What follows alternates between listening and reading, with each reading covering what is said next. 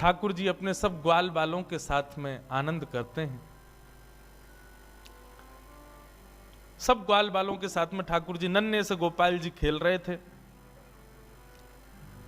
मधुमंगल, श्री दामा आदि ये सब तन सुखा, मन सुखा, धन सुखा, ये सब ठाकुर जी के सखा हैं। बहुत ध्यान से सुनो।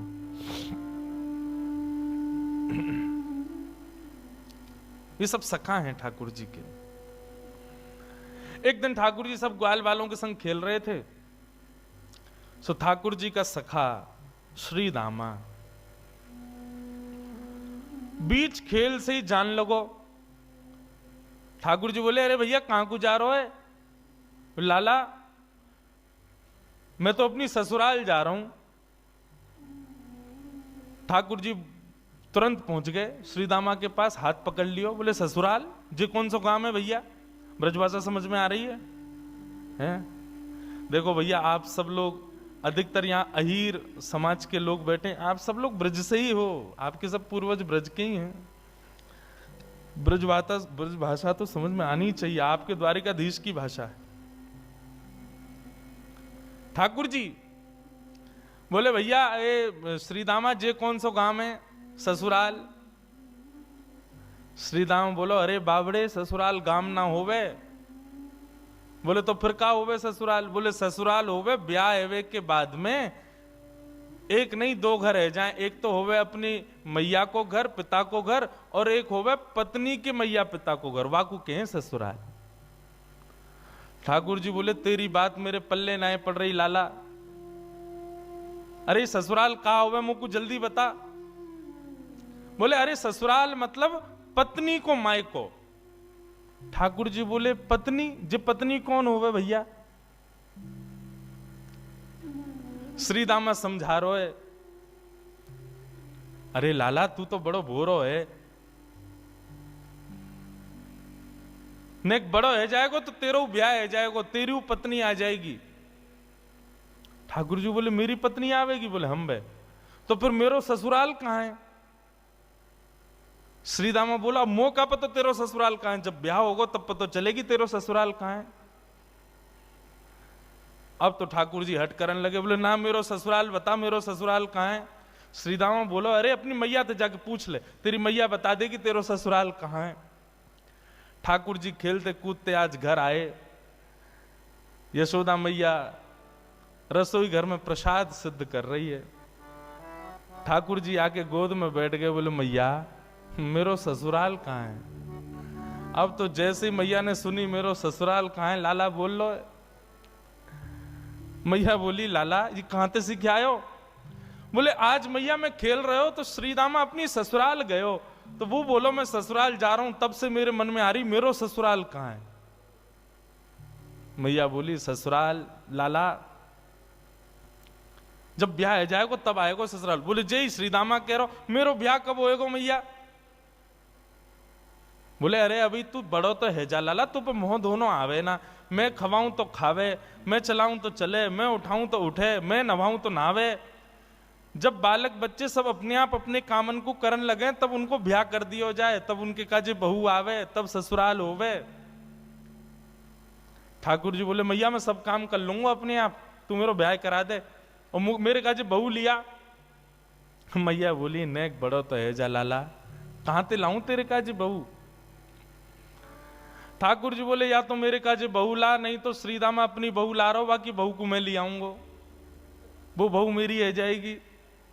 मैया जोर से हंसी, बोले, लाला तेरी बात ऐसी ऐसी बात बनावे, बैठो बैठो। मैया बोली, करा दूंगी तेरो ब्याह, ज्यादा चिंता मत करे। अब तो ठाकुर जी रोने लगे, मैया मेरो अभी ब्याह करा, अभी ब्यावे जाऊंगा, मैं तो अभी ब्याह करूंगा। यशोदा मैया परेशान है गई, बोले, लाला चल करा दूंगी तेरो ब्याह, अब रोवे मत। बोले, कब करावेगी? तिथि बता मोकू, तिथि बता, दिन बता, समय बता, सब बता, तभी जाऊंगा यहां ते। यशोदा मैया तो ऐसी परेशान भाई। ऐसे हमारे नन्हे से गोपाल जी बहू की और ससुराल की आस में बैठे। श्री दामा को ब्याह माधवी गोपी से भयो, माधवी सखी से भयो। माधवी आज श्री दामा माधवी को लेने के लिए ससुराल गए। ससुराल से जैसे ही माधवी आने लगी सो मैया ने पढ़ा दी माधवी और पढ़ा लिखा करके भेजी। बोले देख तू अपने ससुराल जा रही है, जमाई राजा लेवे आए, लेकिन ध्यान रखियो, याद रखियो, ससुराल में सबको सम्मान करियो, सबको आदर करियो, सबसे प्रेम से रहियो। मैया खूब सिखा पढ़ा के भेजी अपनी बहू को। लेकिन तेरे पति को एक सखा है, वाको नाम कृष्ण है, बस वहां से सावधान रहियो। क्यों मैया वहां से सावधान क्यों रहूं मैं? बोले अरे मैंने सुनो है वो कन्हैया जाकू अपना रूप दिखा दे, जाकू एक बार अपनी तिरछी नजर से देख ले, वाको फिर गृहस्थ आश्रम गृहस्थ जीवन बर्बाद है जाए। वो फिर वही को देखते रहे, वाके रूप में कछु जादूगर है वो जाकू देख ले, वाकू अपनो बना ले, फिर वो अपने पति को ना रहे वही को है जाए। मां की बात सुन करके माधवी घबरा गई। बोले ऐसा कैसो है कि पति छूट जाए वासे? बोली यही मारे मैं कह रही हूं तू सब कछु करियो, लेकिन तू मुख को वचन दे के जा, वाह कृष्ण को अपना मुख मत दिखाइयो। चाहे तो कुछ जीवन भर घूंघट करके रहना पड़े, लेकिन कृष्ण को मुख मत दिखाइयो। माधवी बोली मैया मैं वचन दे के जा रही हूं, वह कृष्ण को मुख नहीं दिखाऊंगी। श्री दामा माधवी को लेकर के ब्रज जा रहा है। श्री दामा पहले ही माधवी से चर्चा करते आ रहा हो रास्ता भर। सो श्री दामा ने कही, बोली अरे सुन, ब्रज में अभी मैया मिलेगी, पिताजी मिलेंगे, सब मिलेंगे, सबके संग फिर बोलो मेरो एक सखा है कृष्ण, वाकू जब से मैंने बताई ससुराल के बारे में, ब्याह के बारे में, तब ते बड़ा उतावलो है, तो है सके वो तो से मिलवे आवे तो वाकू अपना मुख दिखाई दियो। मीराबाई ने जैसे ही कृष्ण को नाम सुनो महाराज, आदि माधवी ने जैसे ही कृष्ण को नाम सुनो, आधे रास्ता में ही घूंघट कर लियो। बोले वहां से ही तो बचवे के काजे मैया ने कही है, वाकू मुख नहीं दिखाऊंगी। बंधुओं, संसार में जिससे मुख छुपाना चाहिए हम उसको तो दिखाते हैं, और जिससे कभी नहीं छुपाना चाहिए उसी से छुपाते हैं। संसार के विषय भोग विलास आदि इन सबके आगे हम अपने आप को प्रत्यक्ष प्रस्तुत कर देते हैं, और ठाकुर जी की भक्ति, ठाकुर जी के भाव में सदैव गोपनीय रखते हैं, सदैव अपने आप को पीछे रखते हैं। ऐसा क्यों? कथा का नाम सुनकर के रसिक जन आते हैं, ठीक है, अच्छा आप लोग भी पधारे हो, पर यहीं कोई ऐसी लीला होने वाली होती जिसमें थोड़ा मनोरंजन हो तो भीड़ ज्यादा होती है। कथा ही तो है, मीराबाई के चरित्र तो सुनाएंगे, क्या करना सुन करके? नहीं, ठाकुर जी से संबंधी कोई भी बात हो उसमें तो बढ़कर के आगे आओ, बढ़कर के आगे भाग लो, उसमें चिंता मत करो। मीराबाई ने अपना मुख छुपा लियो, माधवी ने जैसे ही वृंदावन पहुंची बैलगाड़ी, सखान ने जाके ठाकुर जी को बता दी, अरे लाला देख श्रीदामा आगो, अपनी ससुराल से आगो, अपनी बहू लेके आयो है। अब तो ठाकुर जी व्याकुल है गए, बोले बहू आइए, मैं भी तो देख के आऊं कैसी बहू होवे, कहां थे, कैसी ससुराल थे, कैसे आमे, कैसे कहा होवे। ठाकुर जी तो इतने उतावले हो गए महाराज, पहुंच गए बीच रास्ता में। अरे भैया श्रीदामा आ गए हो? बोले हाँ आ गए हो लाला। कहाँ है तेरी बहू, कहाँ बैठी है? बोले पीछे बैठी है। बोले अच्छा, मुंह को मुख दिखाई दे। बोले तू देवर है, वो तेरी भाभी है, भैया खुद ही देख ले। जैसे ही रथ रुका, माधवी भीतर से सुन रही थी कि कृष्ण आ गया है। माधवी ने घूंघट कर लियो, आसपास सौल आदि और पड़ी, वो भी ऊपर से डाल रही, मुख मोड़ करके बैठी है, कहीं से भी मुख दिख नहीं जाए, एक अंग भी मेरो दिख नहीं जाए, मेरो पातिव्रत धर्म नष्ट नहीं है जाए। मेरी मैया ने मुझसे कही कि जो वाकु देख ले या वाकी नेत्रन में आ जाए वो कभी जीवन भर अपने पति की ना रह पावे, वाकु मुख नहीं दिखाऊंगी। ठाकुर जी भीतर पहुंच गए, श्याम सुंदर बैठे हैं सामने, और माधवी से कह रहे हैं अरे श्रीदामा की बहू नेक हमऊ तो दिखा तेरो मुख कैसो है। अरे नेक दिखाए दे। मेरी मैया ने तो, मैंने तो मैया से कही मैं श्रीदामा की बहू ले जाऊंगो, मैं तो तू को ले जावे वारो, लेकिन मैया ने मुझसे कही है कि वो मेरा ब्याह कराए देगी। मैं तो ब्याह कर लूंगो, मेरी वो बहू आ जाएगी, लेकिन एक बार देखूं तो सही बहू होवे कैसी है। नेक दिखाए दे। मीरा बाई तो और छुपावे, मुख नहीं दिखावे ठाकुर जी को। ठाकुर जी कभी पाम पकड़े सो इधर को है जाए, नेक ठाकुर जी बगल में आमे सो इधर को भाग जाए। खूब देर ठाकुर जी मनोहार करते रहे, लेकिन माधवी ने अपना मुख नहीं दिखाया। थोड़ी बहुत देर तो ठाकुर जी मनोहार करते रहे। जब माधवी ने मुख नहीं दिखाया सो ठाकुर जी बोले, देख तू मोसों अपनो मुख छुपाए रही है, तो है ना पतो मेरो मुख देखवे के काजे सब तरस हैं, सब तड़फ हैं। बड़े बड़े ऋषि महात्मा ज्ञानी हिमालय पर जाकर के तपस्या करें तब जाके मेरो मुख दिखे, और तेरे सामने प्रत्यक्ष बैठा हूं, हाथ जोड़ रहा हूं, पाम पर रहा हूं, तब वो अपना मुख नहीं दिखा रही है। जा तड़पेगी तू मुंह को देखवे के काजे, तरसेगी, व्याकुल रहेगी जीवन भर। माधवी ने मानो ऐसा इशारा किया कि मोह देखवे की जरूरत ना है, मोह तड़पवे की जरूरत ना है, चले जाओ यहां से। ठाकुर जी निकल के बाहर आए, बोले अरे श्रीदामा, मोह तो लगे तेरी बहू भेड़ी दिखे, बाकी आंख कमजोर, बाकी एक आंख ते काणी है। श्रीदामा बोलो नहीं तो। बोले तो नाक टेढ़ी है। बोले नहीं तो। बोले होठ कटे हुए हैं। बोले नहीं तो। बोले दिखाई ना रही, ऐसे मुंह छुपा रही है जैसे कितनी कुरूपणी है। कोई बात ना श्रीदामा, मेरी बहू आवेगी, मैं तो को नहीं दिखाऊंगा, ले जा अपनी बहू है। माधवी चली गई, अपने घर आ गई। लेकिन बंधुओं, गोविंद दामोदर स्तोत्र में कहते हैं ना,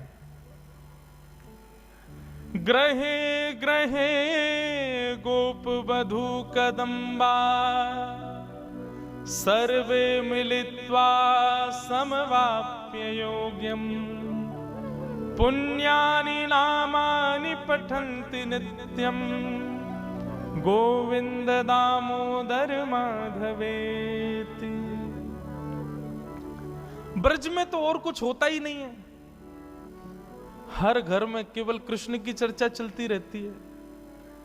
सुबह उठने से लेके रात्रि सोने तक केवल कृष्ण कृष्ण कृष्ण। कृष्ण ने ऐसो कियो, कन्हैया ने ऐसो कियो, अरे आज तो नंद को लाला वहां घूम रहे हो, अरे आज तो नंद को लाला वहां डोल रहे हो, सब जगह यही चर्चा। अब माधवी सोचे इन पे और कोई बात ही नहीं है, अगल बगल की सब गोपियां, पूरे घर गृहस्थी की कोई बातचीत नहीं, बस पूरे दिन वो नंद को लाला ऐसो करे, नंद को छोरा ने आज तो ऐसो कियो, अरे आज तो माने ऐसो कियो, पूरे दिन वही की चर्चा।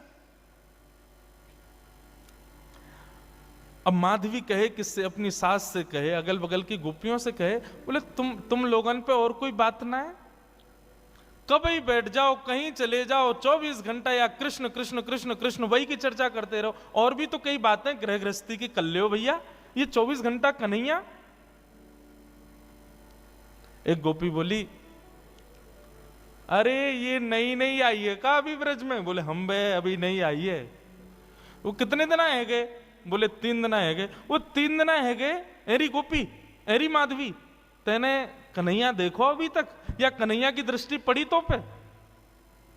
माधवी बोली, मैं नहीं दिखाऊंगी वाकू अपना मुख, मेरी मैया ने मनाई करके भेजो है कि वाकू मुख दिखावे से यही स्थिति है जाए जो तुम लोगन की, अपनी पति की चर्चा नहीं करो, वह नेक से कन्हैया की चर्चा कर रही हो, मैं तो ना दिखाऊंगी वाकू मुख। गोपियां सब बोली, यही मारे तेरे मुख से वाक्य काजे ऐसे दुर्वचन निकलने, अभी तेने वाको मुख देखो ना है, अभी तेने वाको रूप देखो ना है, यही मारे ऐसे बोल रही है। अरे जाद ना वो छवि दिख जाएगी ना, जाद ना वो मोहनी मूरत सांवनी सूरत तेरे चित्त में बस जाएगी ना माधवी, तू भी हमारी तरह वही की चर्चा करेगी। माधवी मन में सोचती भी है, ऐसा कहा है वाक्य रूप में जो और कोई चर्चा ना आवे चित्त में।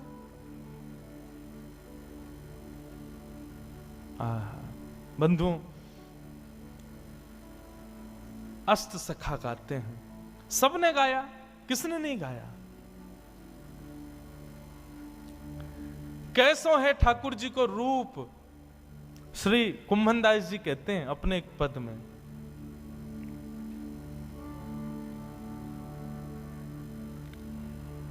नैना पलक लागे नहीं रूप देखे। अरे माधवी, वह कन्हैया को रूप कैसो है? बोले नेत्रन से जब वो सामने दिखेगा ना, तो जैसे पलक मानो झपकनो अपने आप को भूल जाएंगी, ये पलक नीचे आनो भूल जाएंगे। आज हम संसार की कोई वस्तु देखें तो पलक ना जाने कितनी बार झपके, हमें खुद को पता ना चले। बोले श्याम सुंदर जब नेत्रन के सामने आएंगे तो पलक भी भूल जाएंगे कि हमको झपकनो है, ऐसा रूप है वाको। गोवर्धन के अंग अंग प्रति निरख नैन मन रहत नहीं। अरे वाको एक एक अंग ऐसा है कि एक अंग को देखेगी तो वर्षों तक एक ही अंग को चिंतन चलता रहेगा। ऐसा ना है कि एक बार में नेत्रन को भी देख ले, मुख को भी देख ले, कानन को भी देख ले, हाथ भी देख ले, पाँव नहीं, एक बार में एक ही अंग दिखेगा और वही कोई चिंतन चलता रहेगा।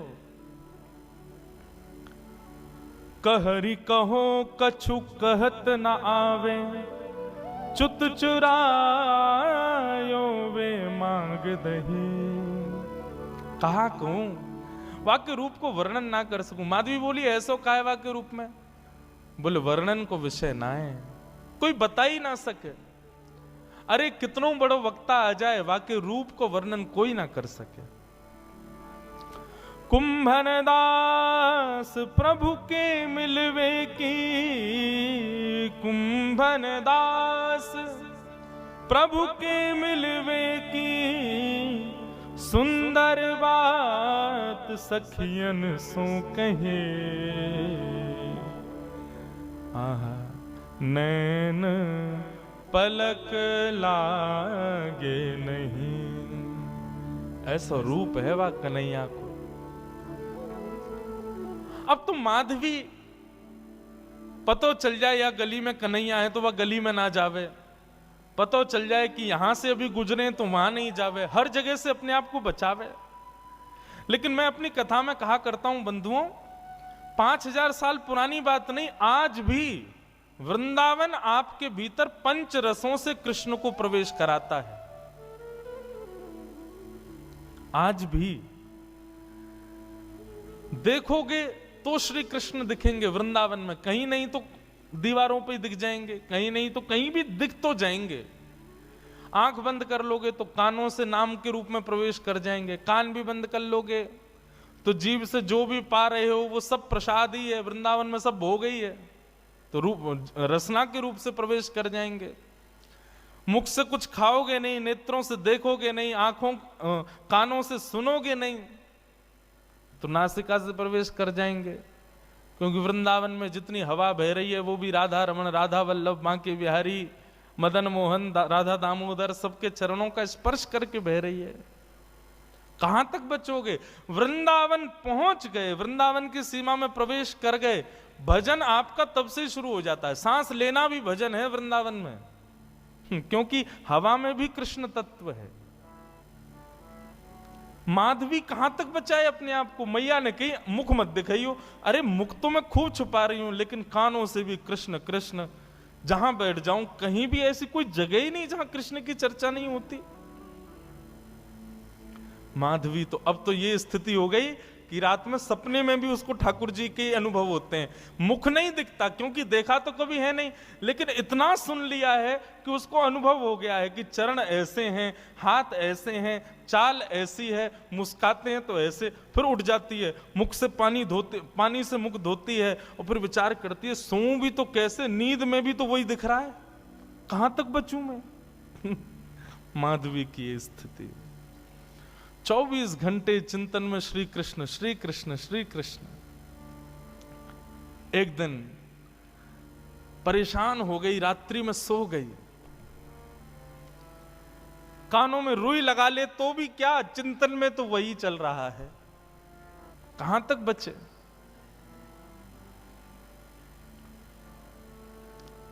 रात्रि में सोई थी, आज मानो मीराबाई को ऐसा लगा कि सुबह हो गई है, और तुरंत उठ करके हाथ मुंह धो करके माधवी ने मटका उठाया, यमुना जल भरने के लिए निकल पड़ी।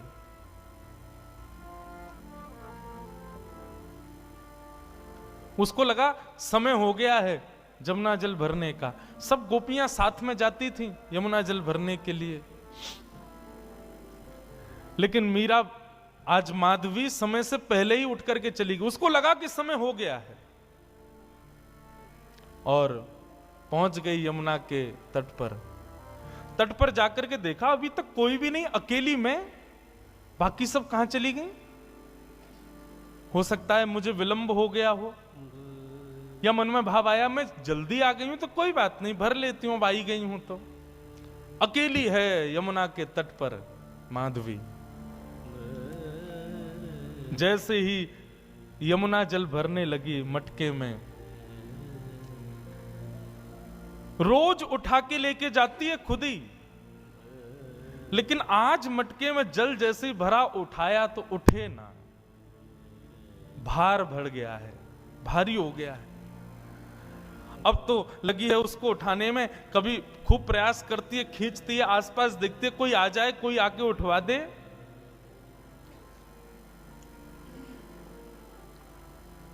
इतने में ही बांकी अदा से अपनी चाल चलते भये, त्रिभंग लली श्याम सुंदर, कमल कटाक्ष नेत्र हैं, सुंदर दंतावली, चंदन की सुगंधी से आच्छादित करते हुए मार्ग को पहुंच गए यमुना के तट पर। माधवी आसपास देख रही है, कोई दिखे तो आवे, उठवावे। तभी दृष्टि पड़ी श्याम वर्ण, नन्हे से श्याम सुंदर छोटो सो बालक। माधवी ने देखा तो था नहीं उनको, देख करके लगा अरे पता ना कौन सी गोपी को छोटो सो सुंदर सो बालक सवेरे सवेरे जमुना के तट पर घूम रहा है। मीराबाई ने तुरंत आवाज दी, अरे ओ लाला, अरे ओ भैया, नेक अयो इतकू अयो। ठाकुर जी कूदते फांदते अपनी चंचल अदा से कभी यहां देखें कभी वहां देखें, ऐसी मधुर मुस्कान उनकी, पहुंच गए माधवी के पास। एक बार को तो मानो जैसे देखती रह गई माधवी, लेकिन मन में ये एक बार भी नहीं आया कि ये वही तो नहीं है जिससे बचना चाह रही हूं।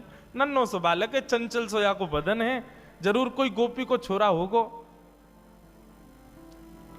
मटकी रखी है और माधवी ने कही, अरे लाला तूने किए जल की भरी, यमुना जल की भरी मटकी ने ऊंचाई दे, मुंह पे उठना ही रही है, बहुत भारी है गई है। ठाकुर जी इशारों करके बोले हाँ मैं उठवाए दूं। अब भाई जैसे ही मीराबाई माधवी उठाने लगी, ठाकुर जी ने अपनी दोनों भुजान को वामे मानो जैसे एक भाव जैसो दियो, सोई मटकी उठ गई।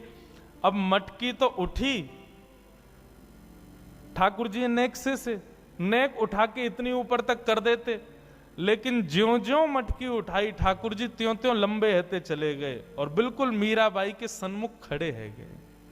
ऊंचाई करके जैसे ही मटकी शीश पे धारण कराई, शीश पे मटकी धारण करते ही माधवी ने अपने नेत्रन से सामने देखो, और जैसे ही सामने देखा, आहा, वरहा पीडम नटवर वपुः कर्णयो कर्णकारम, विभ्रदवासः कनक कपिसं वै जयंतीं चमालां, रंध्रान वेणु वधर सुधया पूरयन गोप वृंदै वृंदारण्यम, स्वपद रमणम प्राविशद गीत कीर्ति। दोनों भुजा से मटकी पकड़ रखी है, नेत्रों से सामने श्याम सुंदर को देख रही है, मुख खुला हुआ है, प्रश्वेत के बिंदु माथे से नीचे गिर रहे हैं, और अचेत अवस्था में मीराबाई उनके रूप को देख रही है, माधवी उनके रूप को देख रही है।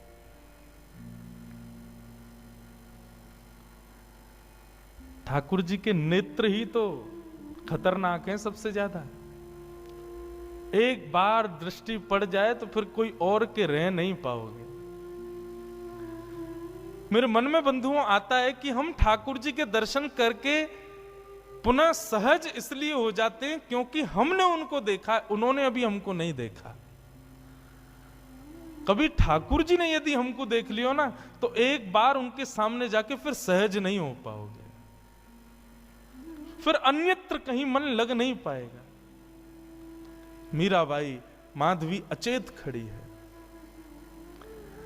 ठाकुर जी से जितनो बचनो चारे ठाकुर जी ने उतने सबरे अपने बाण मार दिए, नेत्रन से कटाक्ष मार दी, मधुर मुस्कान कर दी, अपने रोम रोम को दर्शन कराई दियो महाराज। अब तो माधवी की स्थिति एक जड़वत कोई मूर्ति जैसे खड़ी रहती है, ऐसे खड़ी है। गोपियों ने एक ही दिन पहले ही बताया था कि वो दिख जाता है तो क्या होता है, वही हो गया। अब ठाकुर जी तो अपने सैन चला करके वहां से भाग गए। समय हुआ उन गोपियों के आगमन का जो यमुना जल रोज भरती थी। जैसे ही आई, आकर के देखा अचेत अवस्था में अभी भी ऐसे ही खड़ी है माधवी। सबने आकर के देखो, अरे ये तो हमारी माधवी है, अरे ऐसे कैसे खड़ी है भैया, अरे सांप सूंघ गए हो का है गो, ये तो ऐसे मूर्तिमंत है कि खड़ी है।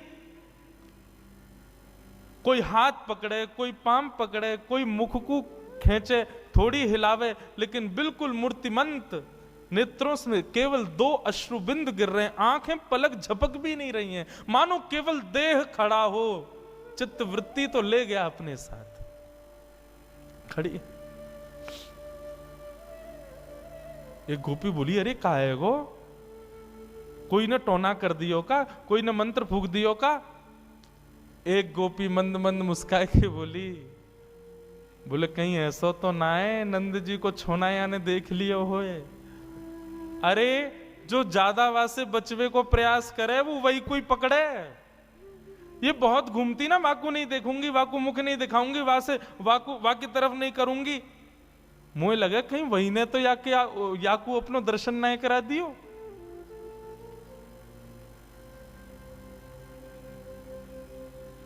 एक गोपी यमुना जल भर के लाई और जल का छिड़काव, खड़ी हुई है मीराबाई, ऐसा नहीं अचेत पड़ी है, सांस भी चल रही है, नेत्र भी खुले, बिल्कुल सचेत है, बस मूर्तिमंत है। पानी का छिड़काव किया, मुख पर जैसे जल मारा, तब मानो जैसे रुकी हुई श्वास आई हो, और जल पड़ते ही मूर्छित होकर के गिर पड़ी माधवी। जल का छिड़काव किया, पैरों को मलना शुरू किया, हाथ दबाए, तब जाकर के चेतना आई, और चेतना आकर के उठते ही बोली, वो कहां है, वो कहां चला गया, उस सांवरो सो कटाक्ष नेत्र। अरे कोई गोपी को बालक आया हो, इतनो सुंदर, और बार बार बोलते बोलते मूर्छित हो जाए, फिर चेतना आवे, फिर मूर्छित हो जाए, फिर चेतना आवे, फिर मूर्छित हो जाए। सब गोपियां चिंतित नहीं, मुस्कुरा रही हैं। अब जैसे ही माधवी चेतना में आई, आते ही बोली, तुम सब मुस्कुरा रही हो, मेरी स्थिति तो देखो, मुझ को ज्वर चढ़ रहे हो है, मुझसे चलो ना जा रहे हो, मुझसे उठो ना जा रहे हो, मेरी स्थिति ऐसी क्यों हो रही हो, तुम सब मुस्कुरा रही हो। तब एक गोपी बोली, तेने कोई और को लाला ना देखो, तू जैसे बचवे को प्रयास कर रही ना, वही आयो तेरे पास, वही नंद नंदन, वही श्याम सुंदर, वही हमारी यशोदा जी को लाला, वही तेरे खसम को मित्र कृष्ण, वही आयो।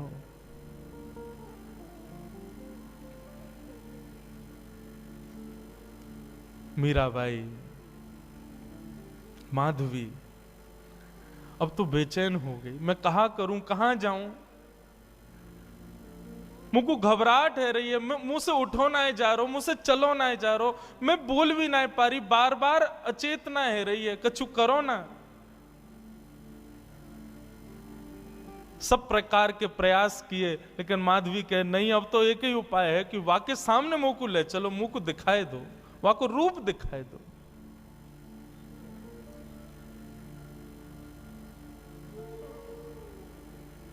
बंधुओं, कृष्णदास जी सही कहते हैं,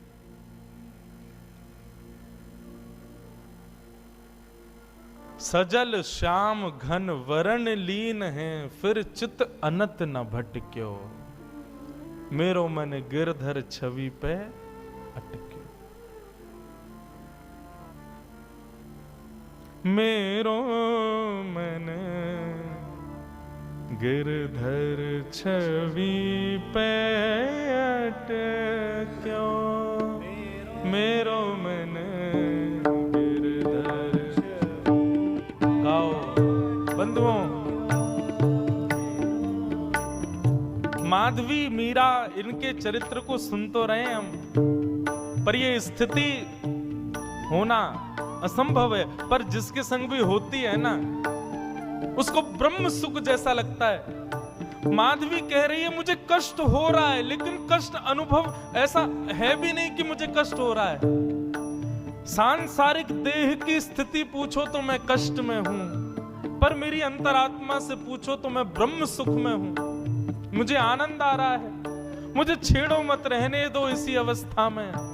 ऐसी स्थिति हो गई माधवी की।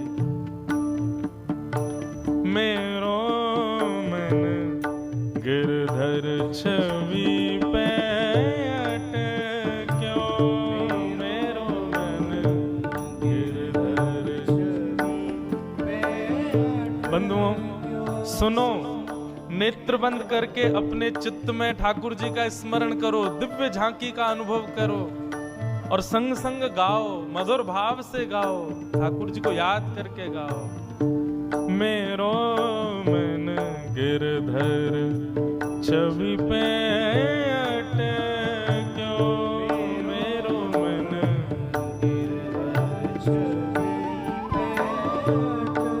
अटक्यो, मेरो मन गिरधर छवि पे अटक्यो, मेरो मन गिरधर छवि पे अटक्यो। ओ ललित त्रिभंगी चाल पे चल के, ललित त्रिभंगी चाल पे चल के, ललित त्रिभंगी चाल पे चल के, ललित त्रिभंगी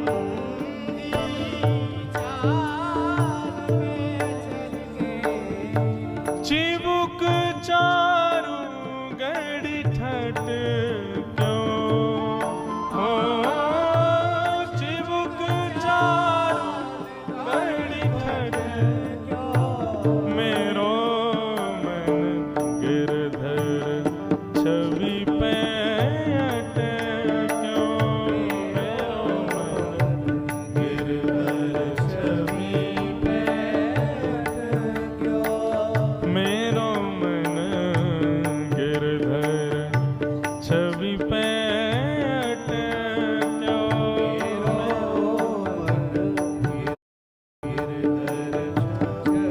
बोलो गिरधर गोपाल की जय।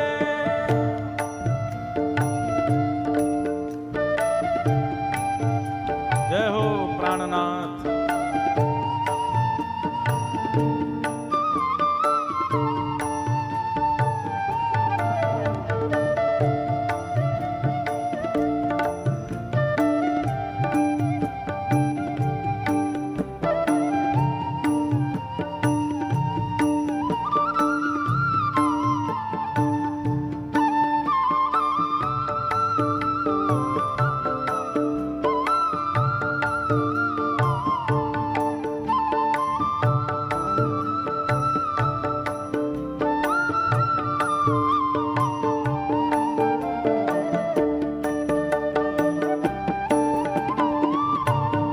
प्यारे गिरधर लाल की जय।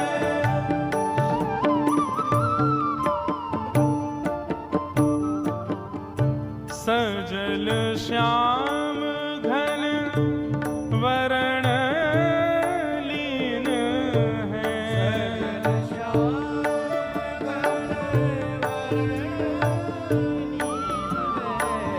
सजल श्याम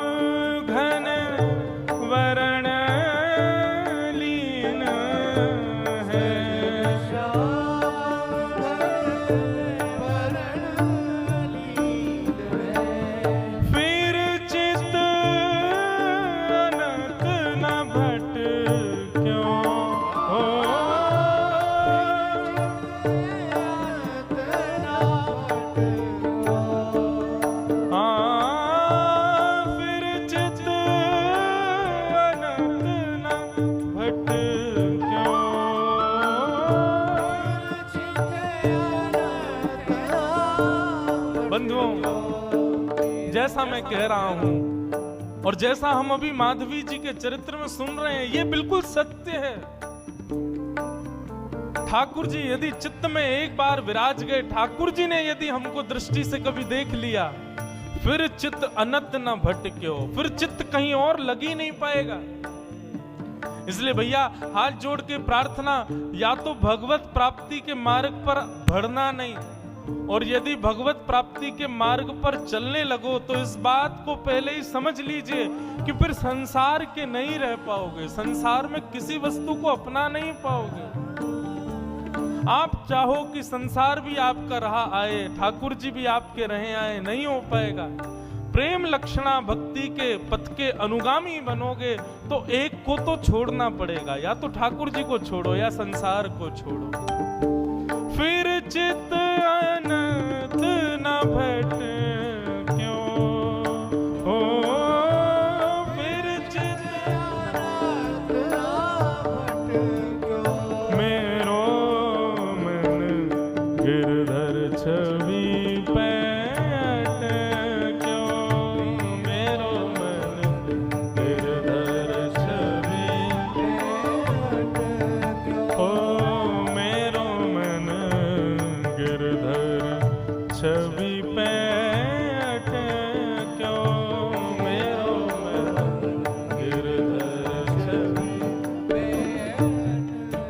कृष्णदास जी कहते हैं,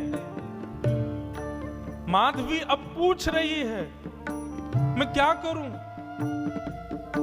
मैंने तो बहुत रोका, बहुत बचाया अपने आप को कि उसके सामने कभी ना पड़ूं, लेकिन मेरा ब्याह भी तो ब्रज में हुआ ना, जहां कानों से, आंखों से, नाक से, जीभ से, त्वचा से, सब जगह से कृष्ण ही जाता है भीतर। मैं कहां तक रोकूं खुद को? और जब अब आ चुका है भीतर, जब वो चित्त में बैठ गया, तो अब मैं क्या करूं? मेरे बस में नहीं अब कुछ भी। लगन लगी घनश्याम की जाए, लगन लगी। ये नारायण दास जी का पद है, नारायण दास जी का पद है, बहुत सुंदर पद है। वे कहते हैं, एक बार जिसको ठाकुर जी की लगन लग जाती है, लगन लगी घनश्याम की जाए, लगन लगी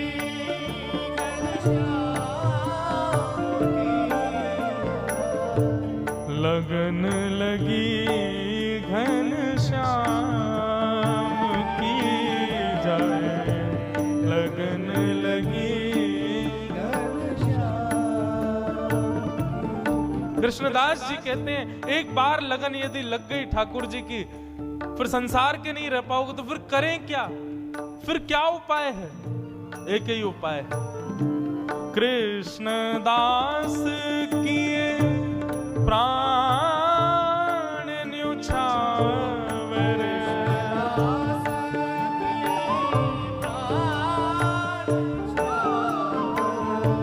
कृष्णदास किए प्राण न्योछावर,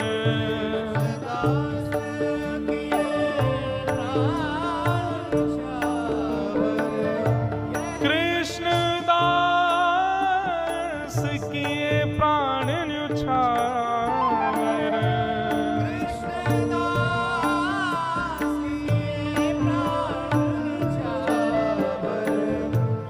यह तन जग सिर पट क्यों, यह तन जग सिर पट क्यों, ओ मेरो मन गिरधर छवि पैट क्यों, मेरो मन गिरधर छवि पैट क्यों, मेरो मन गिरधर छवि पैट क्यों, मेरो गिरधर छवि पैट क्यों, छवि पैट क्यों। कृष्णदास किए प्राण न्योछावर, यह तन जग सिर पटक्यो। इसका मतलब क्या है? मतलब प्राण त्याग दें अपने? नहीं। कृष्णदास किए प्राण न्योछावर का मतलब जीवन न्योछावर। अब जीवन की हर स्थिति ठाकुर जी को अर्पित करो। अभी हम लोगों ने अपना पूरा जीवन किसको अर्पित कर रखा है? अपने तन को। इसी को ही सजाने संवारने खिलाने पिलाने उठाने सुलाने, इसी का नाम यश वैभव कराने में ही लगे रहते हैं हम लोग। लेकिन वैष्णव भक्त का एक एक क्षण केवल ठाकुर जी के लिए होता है। इसलिए मैं पहले ही टर्म्स एंड कंडीशंस बता दूं, या तो इस भक्ति के मार्ग के अनुगामी बनना मत, बनो तो इस बात को पहले ही समझ लेना कि संसार की फिर कोई क्रिया नहीं कर पाओगे। मीराबाई का चरित्र मनोमंथन के लिए सुनिएगा, मनोरंजन के लिए नहीं। कहीं मीराबाई का चरित्र हृदय में घर कर गया तो फिर संसार के नहीं रह पाओगे आप। जो मैं बीच में पंक्ति छेड़ रहा था, मीराबाई की स्थिति क्या है? पद में कहते हैं, भजन तो भूल जाओ, 4 दिन पद ही सुनो। क्या कहते हैं? नारायण जी का पद है, लगन लगी घन श्याम की जाए, लगन लगी घन श्याम की जाए, लगन लगी घन श्याम। स्थिति क्या होती है? धरत कहूं पग परत है कित हूं, रखोगे कहीं पैर और जाएगा कहीं। धरत कहूं पग परत कित हूं, भूल जाए सुधि धाम की। छवि निहार नहीं रहे सार कछु, छवि निहार नहीं रहे सार कछु, धरि पल निस दिन जाम की जाए, लगन लगी घन श्याम की जाए, लगन लगी घन श्याम की। बंधुओं, ठाकुर जी कुछ रूपों से आकृष्ट करते हैं। 5 रस तो प्रमुख हैं, रूप रस स्पर्श गंध और शब्द। जरूरी नहीं है कि कथा से ही आपका चित्त पकड़ा जाए, लेकिन एक बात समझिएगा,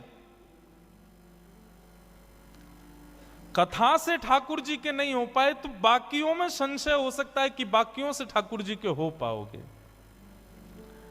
या तो ठाकुर जी का रूप देख करके आप उनके आसक्त हो जाओगे, या तो ठाकुर जी के रसयुक्त कीर्तन पद को सुन के उनके हो जाओगे, या तो ठाकुर जी के या ठाकुर जी के वैष्णवों के स्पर्श से उनके हो जाओगे, या ठाकुर जी की सुंदर गंध यानी कि उनके अनुभव से उनके हो जाओगे। लेकिन रूप रस स्पर्श गंध ये चारों तब तक सार्थक नहीं होंगे जब तक शब्द से उनके नहीं होंगे, मतलब कथा से उनके नहीं होंगे। माधवी के साथ क्या हुआ? 24 घंटे ब्रज में कृष्ण की चर्चा चलती रहती है, तो ना चाहते हुए भी कृष्ण चिंतन जा रहा था चित्त में, कृष्ण की कथा प्रवेश कर रही थी चित्त में। चित्त में कथा ने प्रवेश किया, तब रूप ने आकृष्ट किया। कथा पहले आएगी जीवन में। और माफ कीजिए, जिसके जीवन में कथा ने प्रभाव नहीं किया ना, वो उसके सामने ठाकुर जी खड़े भी हो जाएंगे तो भी उसका कुछ नहीं होगा। कथा प्रथम आसक्ति है। आपके श्री रुक्मणी जी ने जब द्वारिकाधीश को पत्र लिखा, क्या कहा? कि श्रुत्वा गुणान भुवन सुंदर शृण्वताम ते। श्रुत्वा गुणान, मैंने आपको सुना है, और जब से सुना है तब से आपसे प्रेम किया है। मतलब बिना सुने प्रेम नहीं हो सकता। कई लोग कहते हैं महाराज जी तीर्थ दर्शन करा दो, हमको प्रसाद पवा लो, कुछ भी करा लो, कीर्तन में नचा लो, कथा सुनने की मत कहो। तो मेरे मन में आता है इस जन्म में तो ठाकुर जी तुझको कभी नहीं मिलने वाले, तू कथा से तेरे में रति नहीं है, कथा से तुम्हारे अंदर हृदय में प्रीति नहीं है, तो चाहे तुम कितने भी साधन कर लो। श्रीमद् भागवत में लिखा श्रम एव ही केवलम, यदि आप सारी क्रिया करते हो लेकिन कथा से रुचि नहीं है तो आपके द्वारा की गई समस्त क्रियाएं श्रम हैं। आहा, मीराबाई, माधवी, अब स्थिति हो गई, धरती कहीं है, पैर जाता कहीं है, चलती कहीं है, बैठती कहीं है, सोचती कुछ है, करती कुछ है। जित मुंह उठे तित ही धावे, मतलब जहां मुख घूम जाता वहीं को दौड़ने लग जाती हैं। वो खड़े श्याम सुंदर, मुख यहां घूम, अरे वो खड़े श्याम सुंदर।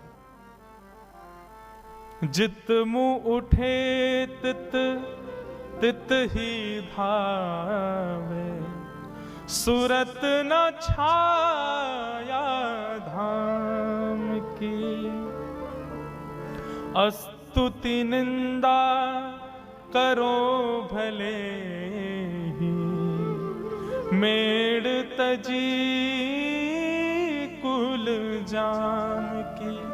अब चाहे कोई मेरे भाव की प्रशंसा करे या कोई मेरे भाव की निंदा करे, मुझे उससे कोई मतलब नहीं। अरे तू तो पागल है, तू तो ऐसी है, तू तो वैसी है, कोई बात नहीं। अरे ये तो परम भक्त है, परम वैष्णव है, तो प्रशंसा सुनने से ज्यादा अच्छा भी नहीं लगता, और कोई बुरा कहता है तो बुरा भी नहीं लग रहा है। ऐसी स्थिति हो गई। नारायण